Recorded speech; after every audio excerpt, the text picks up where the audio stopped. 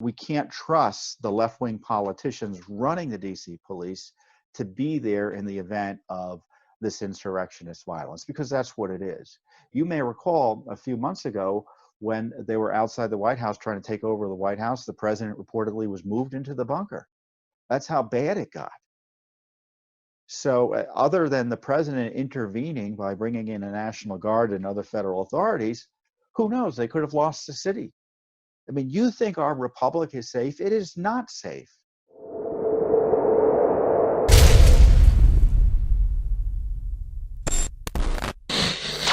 You may recall last week I talked about my visit to the White House. My wife and I were over there watching the president's acceptance speech of the Republican Party nomination.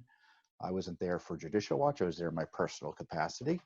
But the Judicial Watch side of this is my witnessing the violent leftists surrounding the White House after the event was over. So you had guests of the President of the United States having to walk out into the street just outside the White House complex into mobs of violent leftists. Many of the president's guests were harassed. Famously,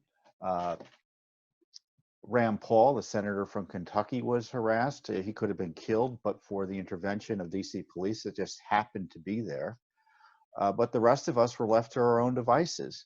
And now, they stayed away from me, but they harassed Dan Bongino. So it's not like they're intimidated by anybody. They harassed him. Of course, they didn't lay a hand on Dan, but they followed him for nearly a mile, making terroristic threats against him and his wife. Police nowhere to be found. And on top of that, I was concerned that just the security generally was awful, not just the DC police, which has often been AWOL because of the politicians running DC. The Secret Service seemed to be overwhelmed in some respects, sending people out of the White House complex into this mob. And on top of that, it looked to me like the complex could have been overrun if the leftists had decided to run in there. And I don't mean literally overrun, but I didn't think the complex was even secure. And indeed, if there's political violence within 2 or 3 blocks of the White House, I don't think the complex is secure generally. So, the DC police, as I said last week, we can't trust the left-wing politicians running the DC police to be there in the event of this insurrectionist violence, because that's what it is. You may recall a few months ago when they were outside the White House trying to take over the White House, the president reportedly was moved into the bunker. That's how bad it got. So other than the president intervening by bringing in a National Guard and other federal authorities, who knows? They could have lost the city.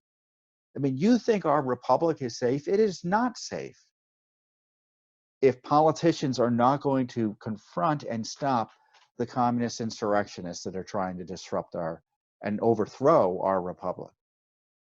And the violence is deadly. The violence is real. We had this ANTIFA, I don't know how it's pronounced, but they're communists, involved in a shooting out in Portland. Just got up and shot a man. And the U.S. Marshal Service led a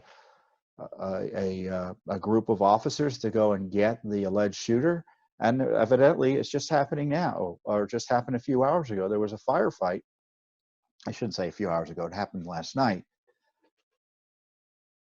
And thankfully, there were no law enforcement personnel harmed. But this Antifa communist, violent, by the way, he has a violent record. He'd been arrested several times, but let out nevertheless. He was killed.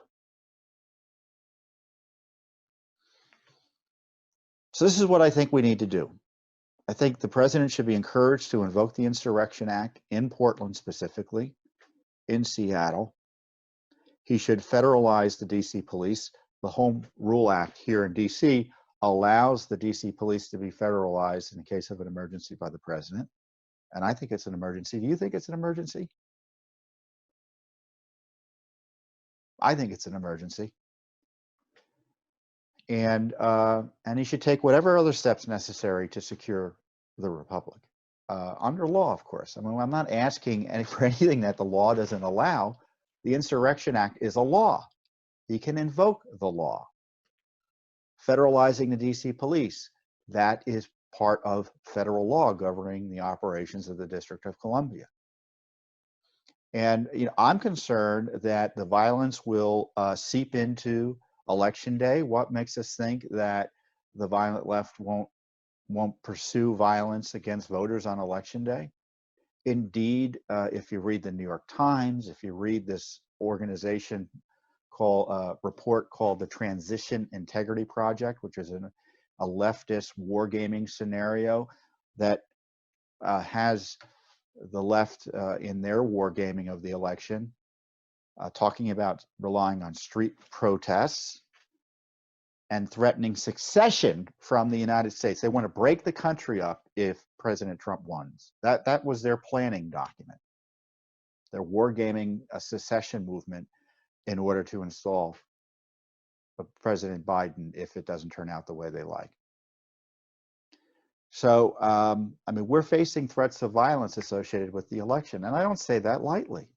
The violence is happening now, and we're expected to believe it will stop on Election Day. Now, the left is nervous about it. The leftist politicians are trying to persuade the communists that, oh, you're going to help. You're not helping politically, as if that's the problem with it. They object to it for political reasons as opposed to moral and rule of law reasons.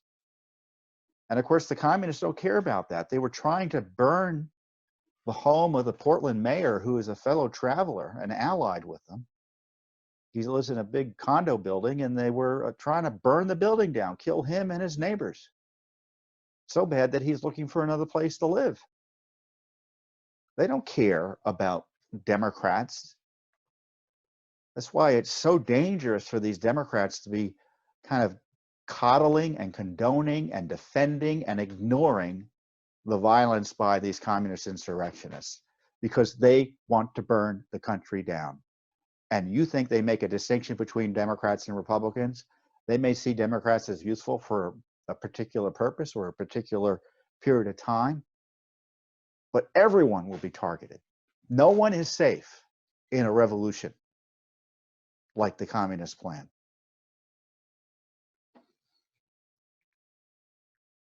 So I don't know what the politics of the president doing this would be. But look, the governors, they're on the front lines. If they're not going to defend the rule of law in the republic, the president has to step in. He has to. I mean, I don't say again this lightly, but the president and the governors are on the front lines. The governors don't want to do it. The president could be all that stands between the rule of law and the end of our constitutional republic. And that's the way the system is set up. He's commander in chief. He has this Insurrection Act power. The Oregon governor, the Portland authorities allowed rampaging communists to run through the streets for months, try to burn and murder police, federal officials, federal police, federal law enforcement, burn down courthouses. This is deadly serious. And we have to think about how it is we protect the republic under law. And I'm highlighting what can be done. And I would encourage you to push your elected officials to be sure to stand against the violent insurrectionists. I mean, the left likes to say the protests are mostly peaceful. We're not talking about protests. People can protest all they want. It's a free country, more or less, right? Protest. I don't care about people protesting. People protest about stuff I agree with. People protest about stuff I don't agree with. But that's what makes America great. We're not talking about protests. We're talking about armed insurrection. I don't mean, well, literally armed in the case of this Antifa alleged murderer, but when they're armed with other weapons that can kill and maim, a laser They're using lasers to try to blind police. That's armed. That's someone who's armed. So don't be fooled by the mostly peaceful protests lie you're hearing from the media. These are not protests. This is an insurrection, and it needs to be ended. Thanks for tuning in. Be sure to subscribe to our YouTube channel to catch all the latest news from Judicial Watch.